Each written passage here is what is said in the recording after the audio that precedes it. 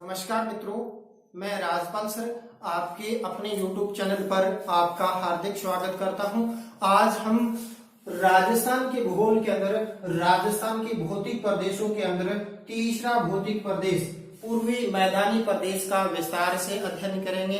भी इसकी उत्पत्ति, इसका क्षेत्र कहाँ कहाँ पाया जाता है, इनकी विशेषताएं क्या है और इसको कितने भौतिक भागों के अंदर विभाजित है वो किया गया है। तो पहले हम बात करते हैं कि राजस्थान के पूर्वी मैदानी प्रदेश की उत्पत्ति।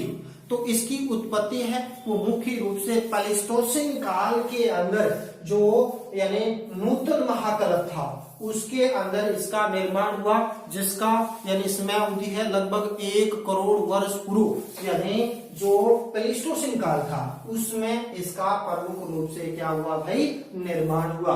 और इसका निर्माण है गंगा और यमुना तथा उसकी सहायक नदियों के द्वारा लाए गए जलोढ़ निक्षेप से इसका यानी निर्माण है वो हुआ है। और इस मैदानी प्रदेश की यदि हम विस्तार की बात करते हैं तो इसका सीमांकन की बात करते हैं तो यह मैदानी प्रदेश अरावली के यानी दक्षिण पूर्व के अंदर और हाड़ौती पठार के उत्तर के अंदर मुख्य रूप से क्या है, यानी उत्तर पूर्व दिशा के अंदर यह मैदानी प्रदेश है वो फैला हुआ है। यह मैदानी प्रदेश राज्य के कुल क्षेत्रफल के भाई 23.3% भाग पर इसका क्या पाया जाता है भाई, विस्तार है वो पाया जाता है। और इसके अंदर 10 प्रमुख और 2-3 गौण जिले हैं वो प्रमुख रूप से आते हैं। इसके अंदर बात करते हैं तो यानी आपका अलवर, भरतपुर, धौलपुर, करौली, सवाई माधोपुर और दौसा,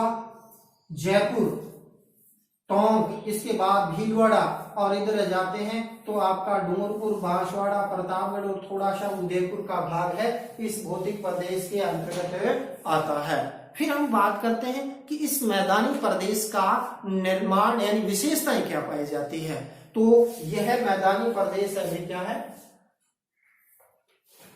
जलोढ़ मिट्टी से निर्मित है। जलोढ़ मिट्टी या जिसको हम कहते हैं कांप मिट्टी के द्वारा इसका निर्माण हुआ है। तो कांप मिट्टी क्या होती है भी, कृषि की दृष्टि क्या होती है, उपजाऊ होती है। तो कृषि की दृष्टि से सर्वाधिक समृद्ध जो भौतिक प्रदेश है वो पूर्वी मैदानी भौतिक प्रदेश इसके अंतर्गत आता है। दूसरा, यदि हम इसके अंदर बात करते हैं रासायनिक दृष्टि से तो यहाँ एल्फीसोल्स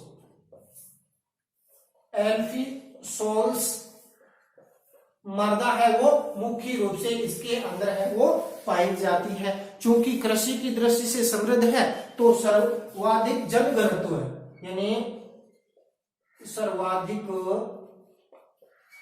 जल घनत्व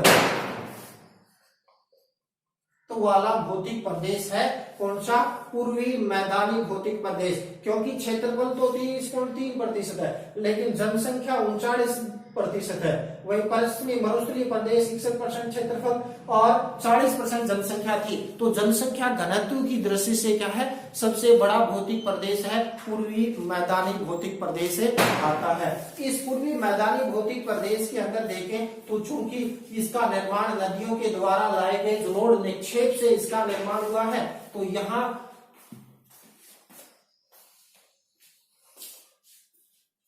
यानी प्राचीन जलोढ़ मिट्टी का जो निक्षेप होता है उसको तो हम कहते हैं बांगर, और नवीनतम जो जलोढ़ मिट्टी का जो निक्षेप होता है उसको क्या कहते हैं भाई, खादर का कहते हैं। तो चंबल बेसिन के अंदर यानी प्रतिवर्ष नवीन जलोढ़ मिट्टी का निक्षेप होता है तो वहां खादर मिट्टी या नवीनतम जलोढ़ मिट्टी का निक्षेप है वो पाया जाता है। और बांगर मिट्टी का बिखरा हुआ क्षेत्र पाया जाता है। वैसे पर्टिकुलर देखें तो बांगर प्रदेश लूनी बेसिन के अंदर मुख्य रूप से क्या है, यानी पाया जाता है। हालांकि यहाँ पर भी क्या है, यानी ये बांगर मिट्टी का विस्तार है वो पाया जाता है।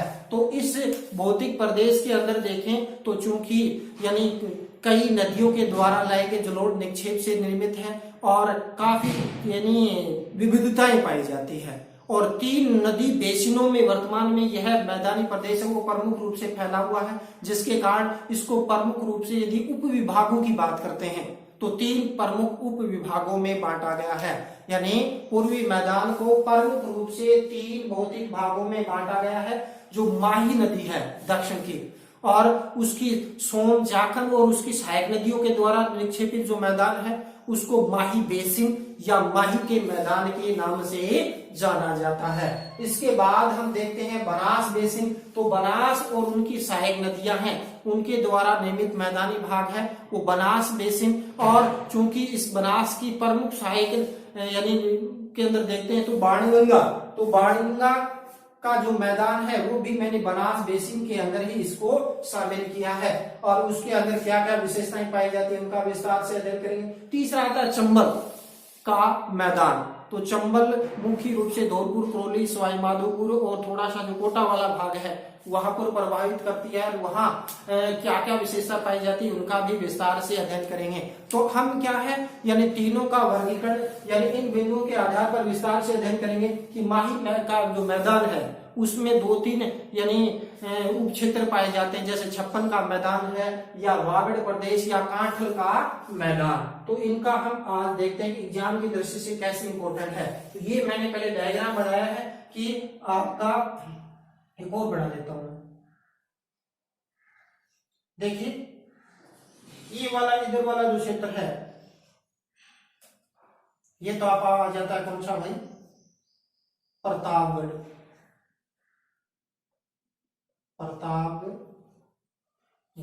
ठीक है। इधर वाला जो ये क्षेत्र आ जाता है आपका कौन सा, बांसवाड़ा। और ये आ जाता है आपका डूंगरपुर। तो इनमें इनका विस्तार पाया जाता है। तो इसके अंदर यदि हम देखते हैं यानी आपकी माही नदी यू टर्न लेते हुए मुख्य रूप से क्या है इस मैदानी भाग के अंदर से होकर गुजरती है। और यह नदी कर्क रेखा को 2 बार पार करते हुए आगे खंबात की खाड़ी के अंदर गिरती है। तो इस मैदानी प्रदेश के अंदर देखते हैं तो नंबर 1 तो आता है भाई आपका छप्पन का मैदान।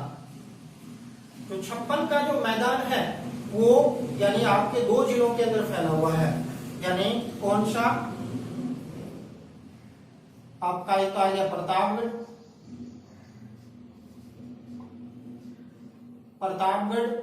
एवं बांसवाड़ा के मध्य जो 56 नदी नालों या 56 ग्रामों का जो समूह है उसको 56 के मैदान के नाम से जाना जाता है। एग्जाम में पूछा जाता है 56 का मैदान। तो आपका प्रतापगढ़ और बांसवाड़ा के मध्य 56 नदी नालों या 56 ग्रामों का जो समूह होता है उसको 56 का मैदान के नाम से जाना जाता है।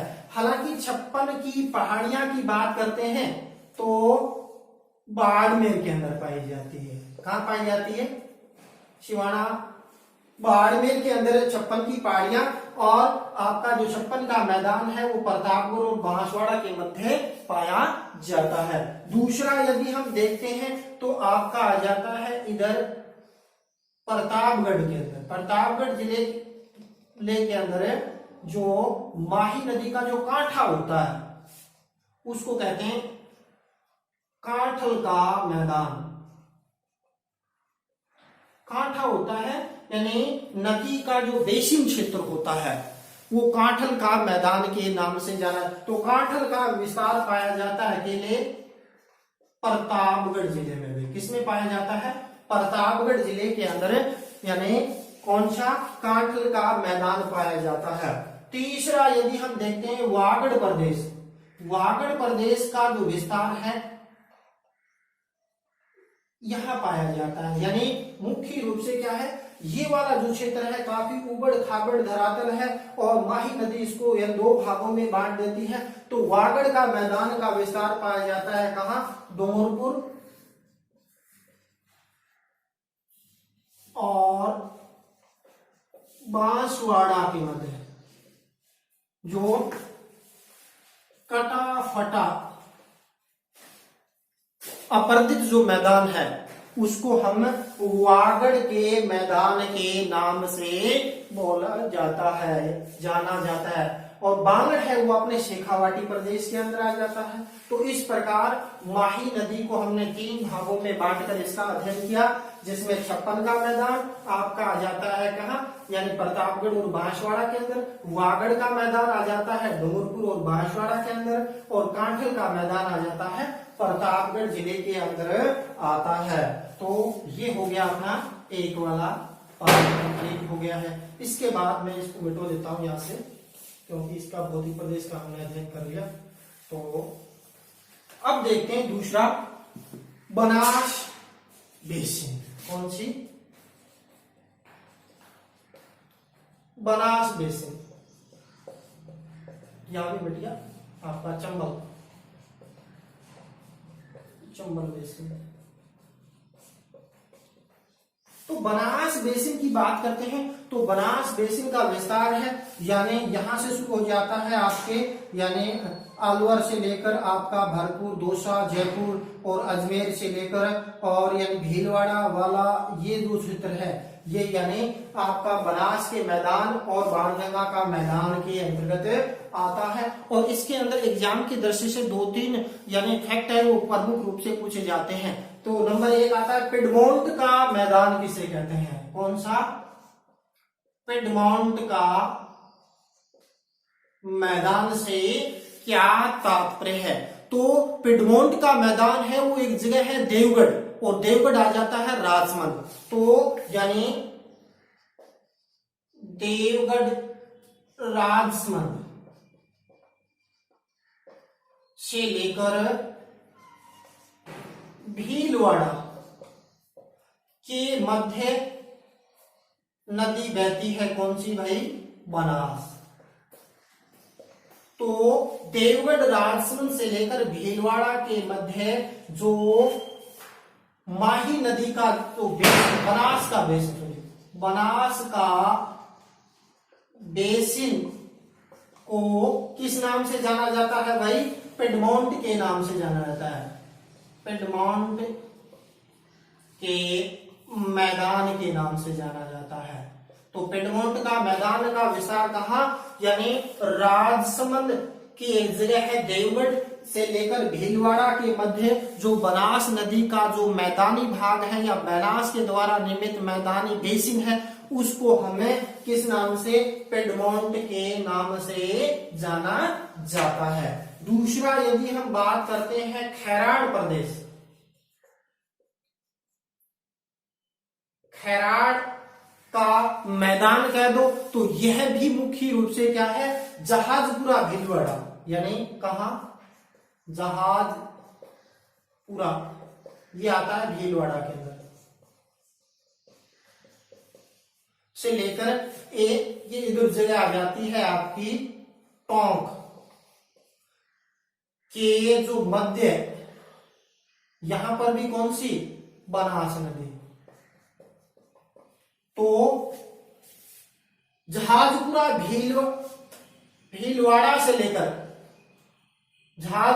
भीलवाड़ा से लेकर टोंक के मध्य बनास नदी के द्वारा निर्मित जो मैदानी भाग है उसको यानी किस नाम से भाई? खैराड़ के मैदान के नाम से जाना जाता है। और इस क्षेत्र की यदि हम विशेषता देखें तो यहाँ खैराड़ी बोली जाती है। और इस क्षेत्र के अंदर यानी आपकी रेतीली मिट्टी की प्रधानता है वो प्रमुख रूप से क्या है? इस क्षेत्र के अंदर पाई जाती है भूरी रेतीली मिट्टी की प्रधानता। तो ये आपका आ गया कौन सा भाई? खैराड़ प्रदेश। इसका बाद आता है आपका रोही का मैदान। तो रोही मैदान या रोही बेसिन क्या है? तो रोही बेसिन है भाई आपका, ये इधर आ जाता है जयपुर, और जयपुर के अंदर से यानी बैराट की पहाड़ियों से निकलती है एक नदी। कौन सी? चंबल, जो बहती है कानपुर आपके दौसा, इधर आपका आ जाता है भरतपुर, और इधर ये आपका मुख्य नदी आ जाती है आपकी यमुना। तो यमुना और बाणगंगा नदी के मध्य, यमुना और बाणगंगा नदी के मध्य यानी जयपुर कौन सा? जयपुर, दौसा और भरतपुर के मध्य जो उपजाऊ मैदानी भाग है उसको रोही का मैदान, चूंकि ये बाणगंगा और मुख्य रूप से क्या है, यमुना नदी है, तो इस यमुना नदी के मध्य इसको यानी रोही दोआब के नाम से भी इसको क्या है भाई, जाना जाता है। तो इसके बाद अपना थर्ड आ जाता है कौन सा? चंबल बेसिन। जो चंबल बेसिन है वो प्रमुख रूप से प्रवाहित होती है अपने राजस्थान के कौन से जिलों से? आपका इधर आ जाता है करौली, धौलपुर, सवाई माधोपुर और थोड़ा सा जो कोटा वाला क्षेत्र है यहाँ से बहती हुई आगे उत्तर प्रदेश के अंदर प्रमुख रूप से प्रवाहित होती है। तो इसके अंदर यानी कि चंबल जो नदी है वो भाई भारतवर्ष में उत्खात स्थलाकृतियों और बीहड़ भूमि के लिए मुख्य रूप से क्या है भाई, कुख्यात है। तो चंबल नदी क्या होती है, यानी मध्य प्रदेश के जो मालवा के पठारी प्रदेश से निकलती है। इधर बना देता हूं, यानी ये इधर से क्यों आ रही चल रही, हाँ ये आपकी आ गई चंबल नदी। और चंबल नदी के अंदर मालवा के पठारी प्रदेश में जब वर्षा होती है तो इस नदी के अंदर क्या आ जाती है भाई, बाढ़ आ जाती है और नदी अपने आसपास के बेसिन के अंदर यानी जलोढ़ और मिट्टी का अपरदन करती है। क्योंकि इस प्रदेश में चूना प्रधान और ग्रेनाइट चट्टानें पाई जाती है। चूना क्या करता है, रासायनिक क्रिया करता है जल के साथ और उसमें चूना घुल जाता है, जिसके कारण यहाँ पर क्या है, यानी खड्डे ही खड्डे हो जाते हैं भाई, है ना। और खड्डे होते हैं और जैसे वर्षा कम होती है तो आसपास का जो फैला हुआ जो जल है वो वापस फिर नदी के अंदर आता है। तो यहाँ पर क्या होता है, पतली पतली अवनालिकाएं बन जाती है, यानी जब वापस आ जाएगा तो पतली पतली अवनालिकाओं का क्या हो जाता है भाई, निर्माण हो जाता है। तो ऐसी जो खड्डों और अवनालिकाओं से जो युक्त स्थलाकृति है उसको उत्खात स्थलाकृतियां या बैडलैंड ट्रॉपिकल के नाम से जाना जाता है। और इन्हीं स्थलाकृतियों को मुख्य रूप से क्या है, जो मुख्य बीहड़ भूमि के नाम से जाना जाता है। और बीहड़ भूमि के अंदर चूंकि खड्डे और अवनालिकाएं होती है तो कृषि की दृष्टि से थोड़ा सा अनुपजाऊ होता है और यहाँ संघन वन संपदा है वो पाई जाती है। और इस क्षेत्र के अंदर क्या है, यहाँ की जो जनजातियां हैं, यहाँ के जो प्राचीन समय में यहाँ से चोरी करके इसके बीहड़ के खड्डों के अंदर यानी अंदर लुक जाते थे चोरी करके, तो इसलिए इसको यानी डोग क्षेत्र के नाम से भी जाना जाता है। किस नाम से, डोग क्षेत्र के नाम से भी जाना जाता है। तो राजस्थान की जो ये चंबल नदी है ये विश्व भर के अंदर उत्खात स्थलाकृतियों, बैडलैंड ट्रॉपिकल या कंदरायुक्त जो स्थलाकृतियों के लिए विश्व भर के अंदर प्रसिद्ध है। और इसके अंदर एग्जाम में कई तरीके के प्रश्न भी इसके अंदर भाई प्रश्न पूछे जाते हैं। तो राजस्थान में सर्वाधिक जो बीहड़ भूमि है यदि हम देखें तो पाई जाती है आपकी धौलपुर जिले के अंदर। इसके अलावा करौली, सवाई माधोपुर, इन 3 जिलों के अंदर राजस्थान के अंदर बीहड़ भूमि का सर्वाधिक विस्तार पाया जाता है। और राज्य के अंदर चंबल बेसिन के अंदर 2800 वर्ग किलोमीटर क्षेत्र के अंदर क्या है, बीहड़ भूमि का विस्तार है वो प्रमुख रूप से पाया जाता है। और इसके अंदर सर्वाधिक धौलपुर के अंदर और करौली मध्यवर्ती है। और करौली को क्या कहा जाता है, डोग क्षेत्र की रानी के नाम से जाना जाता, डोग क्षेत्र की रानी के नाम से जाना या बीहड़ भूमि की रानी के नाम से भी इसको क्या है, जाना जाता है। अब हम बात करते हैं कि इस क्षेत्र के अंदर क्या है, यानी जो बैडलैंड उत्खात स्थलाकृति कंदरायुक्त जो स्थलाकृतियों का निर्माण किया हुआ है, तो उसके अंदर भारत सरकार ने और कई यानी इसमें सामाजिक उत्थान के लिए कई प्रकार की योजनाएं चलाई, जिसमें एक चलाई थी डोग क्षेत्र विकास कार्यक्रम। डोग क्षेत्र विकास कार्यक्रम 2004 के अंदर, यानी इस बनास बेसिन, चंबल बेसिन के 8 जिलों के अंदर ये डोग क्षेत्र विकास कार्यक्रम है वो प्रमुख रूप से चलाया गया। इसके अलावा यदि हम देखें कंदरा विकास कार्य, यानी कंदराएं जो अवनालिकाएं होती है, और कंदरा के लिए कंदरा क्षेत्र विकास कार्यक्रम का भी मुख्य रूप से 1989 के अंदर, यानी वो क्षेत्र भी इसके अंदर यानी चलाया गया था। क्या? कंदरा विकास कार्यक्रम 1989 के अंदर।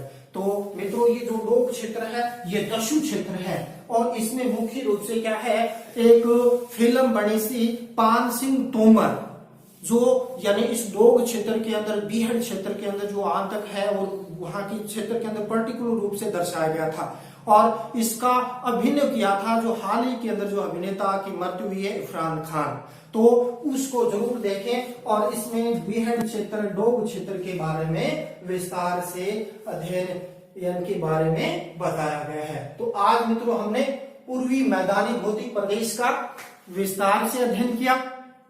इसके बाद नेक्स्ट जो अपना आता है हाड़ौती प्रदेश, तो हाड़ौती प्रदेश का विस्तार है वो अगले चैप्टर के अंदर हमें अध्ययन करेंगे विस्तार से। तो इसलिए मित्रों ये आपका चैनल है, इसको लाइक करें, सब्सक्राइब करें। जय हिंद, जय भारत।